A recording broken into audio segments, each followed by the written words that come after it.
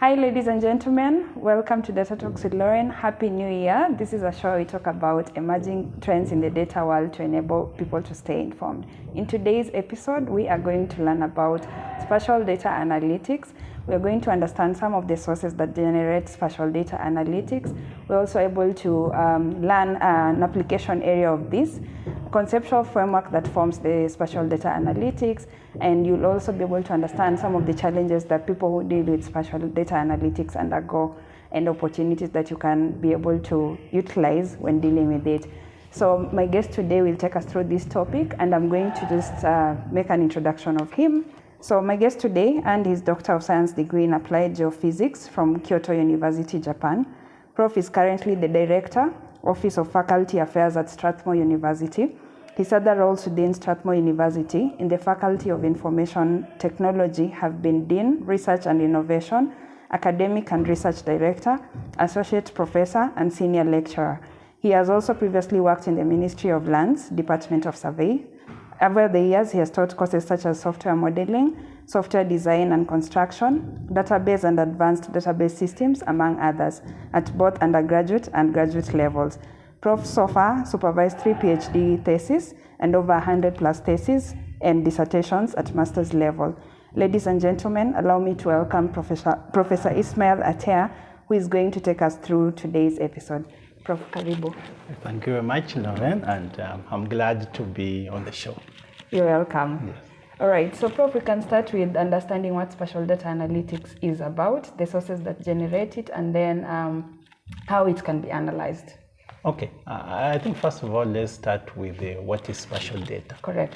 Now, spatial data is data that relates to some location on the ground. Okay. So when we talk about spatial, we are saying if I have a particular place, how do I reach it? How do I access it? So there's a locational relationship. Yes. And it's about some geographical location. Okay. And most important about that also, it's important for you to know that data that can also be analyzed. Yeah. And analyzed to be able, why are we analyzing? Because we want to make sense out of that data. Correct. Yeah.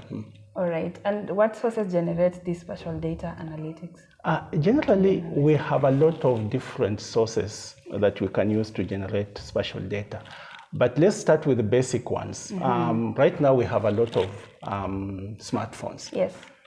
So I can generate spatial data by just having my smartphone on. Yeah. And as I walk around town, I actually can be able to pick information based on just collecting that GPS-related information. Yes. So you can actually trace my route or my path based on that.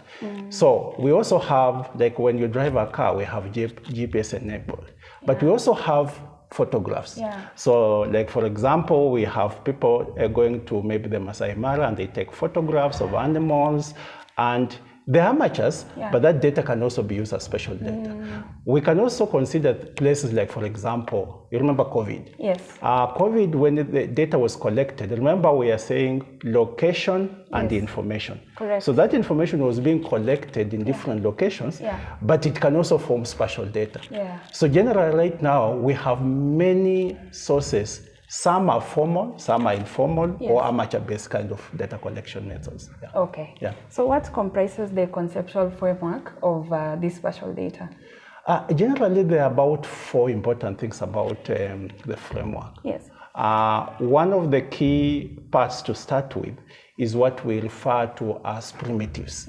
Now, what is a primitive? Primitive generally means something that you know at the very basic level. Yes. Like for example, if I measure height, it's a primitive. Yes. If I measure weight, it's a primitive. Okay. So in terms of spatial data, we have primitives, and primitives can symbol a point, which refers to, let's say, in the map of Nairobi, a point can refer, to a particular location like Strathmore. Okay. That's one primitive. Another one are lines.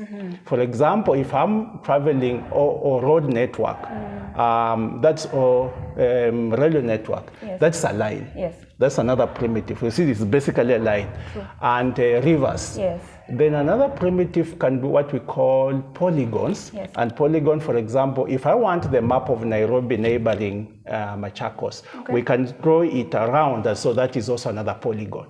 So those are the three important primitives you have in terms of spatial data. Okay. The next one that is related to that is relationships. Okay. Because if I have these primitives, I want to look at relationships. How is Machakos County related to Nairobi County? They neighbor each other. Yeah. Okay? Yes. How is the flow of people? People in Nairobi County, some of them stay in Kajiado County. So that's a relationship. Okay. Okay? We can also have a relationship where if there is COVID in Nairobi, we want to prevent it to be related to people in Kajiado. Yeah. So another relationship. Yeah. So that's a second primitive. Yes. A second part of that framework. And now the fourth one, which is very key, is statistics. Okay. Because when we look at statistics, we want to get value out of that data. Yes. For us to get value, we need to be able to do some correlations between them. So statistics helps us to be able to get value out of it. How is this related to this? Yes. Because in general, people don't know the analysis of that. Therefore, we need statistics to help us analyze. Correct. And the final one is the infrastructure. Okay. So infrastructure is talking about storage. Yes. So I need data. Yes. I need to be able to have the tools. Yes. And I need to have the users. Yes. So the data is in there. Yes. Tools to be able to manipulate that data. Yes. And users to make sense and use that data. Correct. So those four are key important aspects of an infrastructure for spatial data analysis. Okay. Actually, since you mentioned users, what kind of users can make use of this data? Right now, anyone can use data. Let me, for example, assume you have not been to Strathmore before, and you take your car and you put on GPS Strathmore and you start driving. You will come all the way to Strathmore. Correct. And it helps you. That is so. And the specialized one with expertise can do better things with it. Okay. Okay. Yes. I'll give you another example that is interesting. I find doing often. Often I don't get time to go to the village, but right now we have some plantation of trees at home. So I go to Google Map, Google Earth.